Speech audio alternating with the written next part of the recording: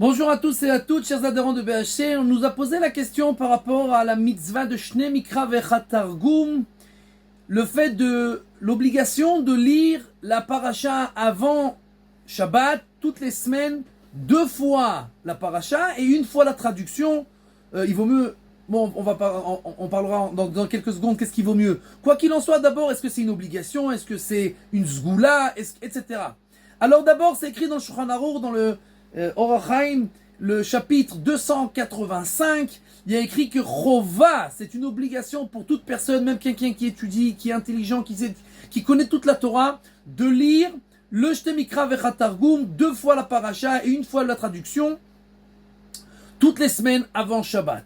Alors, le Aruch HaShulchan nous dit que c'est déjà à l'époque de Moshe Rabbeinu, il semblerait que ça a été institué. Quoi qu'il en soit, bien qu'il semblerait que cette institution a été, parce qu'à l'époque, je vous rappelle qu'ils n'avaient pas comme nous un chazan qui lisait toute la paracha, chaque personne qui montait, elle lisait la Torah, donc ils devaient se préparer pour être prêts à la lecture de la Torah. Mais il y a encore plein de raisons cachées et non cachées sur cette mitzvah, comme toutes les mitzvot, et donc, bien que cette raison-là n'existe plus, puisque nous, on lit pas la Torah, c'est le chazan qui lit, on doit quand même faire cette mitzvah-là, de lire deux fois la Torah, et deux fois la paracha, et une fois la traduction. Il vaut mieux lire la traduction, bien entendu, du Targum Unkelos, d'accord, qui est dans tous les Chumashim, mais si quelqu'un il a du mal, il peut lire aussi une traduction en français ou dans n'importe quelle langue, c'est pas très grave. La chose la plus importante, c'est de ne pas faire ça vite. Il y a des gens qui croient que comme on veut se débarrasser, on lit ça le plus rapidement possible. Non, le but du jeu, c'est, il y a écrit que cette mitzvah-là, elle renforce en Yirat Shamayim.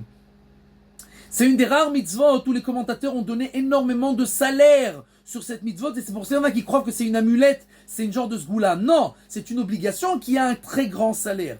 Et donc le but de cette mitzvah là, c'est de se renforcer en Yirat Shamayim et de comprendre ce qu'on lit, de comprendre les mitzvot qu'on doit faire qui sont écrits dans la Torah, de comprendre le moussar, les bonnes actions et les bonnes manières de penser que nous devons comprendre de la Torah. Et ça, c'est la mitzvah de Shne Mikra Vechatargum. Donc on peut faire ça doucement, de lire avec l'air et en ayant du plaisir de cette mitzvah-là. Et il faut savoir que l'ange avait déjà dit à Rabbi Yosef Karo, qui a écrit le Shulchan Aruch, que tous les niveaux spirituels qu'il est arrivé à eux, c'était grâce au fait qu'ils faisaient Shne Mikra Vechatargum avec amour, doucement, en lisant, en chantant, etc. Et donc nous aussi, on doit se renforcer dans cette mitzvah-là et la faire toutes les semaines, doucement, en chantant, en étant content et en se renforçant dans toute la Torah.